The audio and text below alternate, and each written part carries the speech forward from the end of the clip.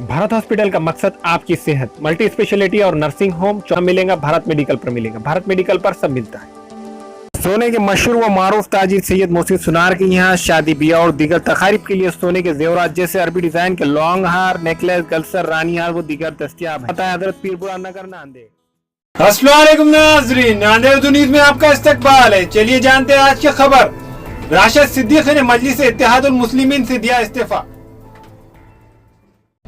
कुल हिंद मजलिस इत्तेहादुल मुस्लिमीन के सरगर्म कारकुन राशिदुल्लाह सिद्दीकी ने मजलिस इत्तेहादुल मुस्लिमीन से इस्तीफा दे दिया है। राशिदुल्लाह सिद्दीकी का कहना है कि मजलिस क़यादत ने जिस तरह नांदेड़ की मजलिस शहर कमेटी को बर्खास्त किया है वो अफसोसनाक है।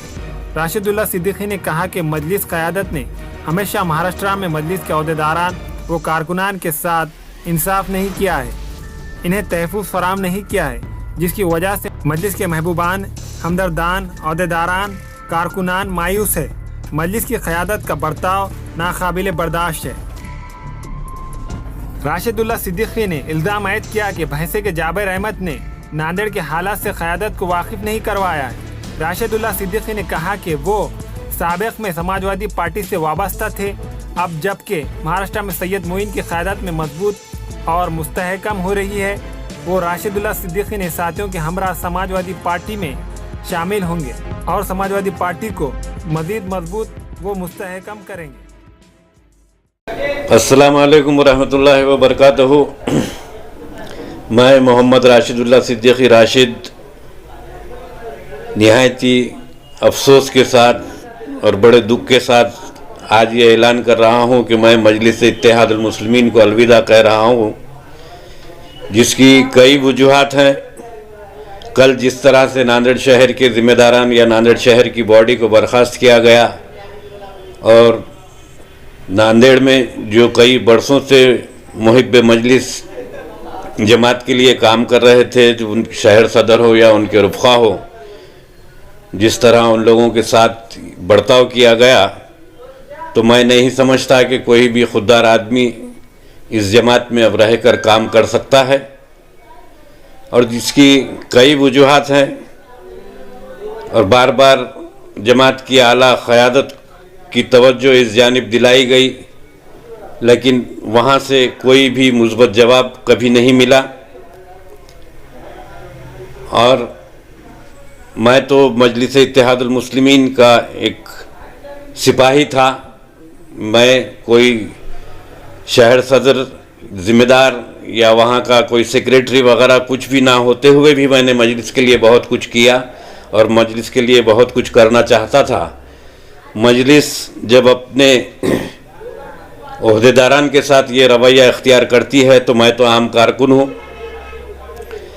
जिसमें से सबसे बड़ी वजह यह है कि कल शहर की बॉडी को जिस तरह से इन्होंने ख़त्म किया, उसके बाद लातूर के मोहम्मद अली पर जिस वक्त केस दर्ज हुआ तो जमात के कायदीन ने वहाँ से भी अपने हाथ उठा लिए। नांदेड़ में मजलिस इत्तेहादुल मुस्लिमीन के साबिक़ा सदर सैयद मोइन साहब ने मजलिस को मजबूत करने के लिए सारे महाराष्ट्र में दिन रात जो मेहनत की वो किसी से ढकी छुपी नहीं है, और उन्होंने जमात के परचम, सियासी परचम को महाराष्ट्र में काफ़ी बुलंदियों तक पहुंचाया।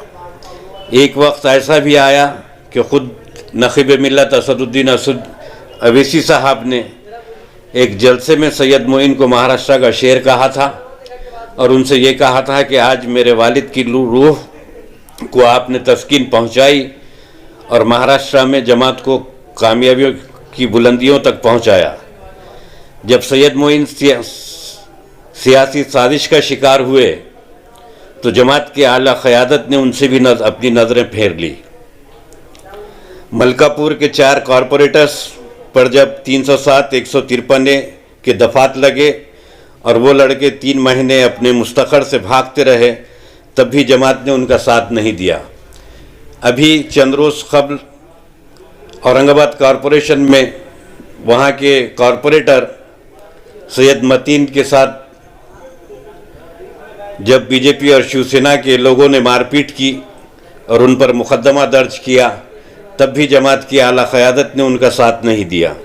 इन सारी वजूहात की बिना पर इस सारे हादसात को मद्देनज़र रखते हुए मैं समझता हूँ कि अब मजलिस में रहना मुनासिब नहीं है, इसलिए मैं मजलिस को अलविदा कह रहा हूँ।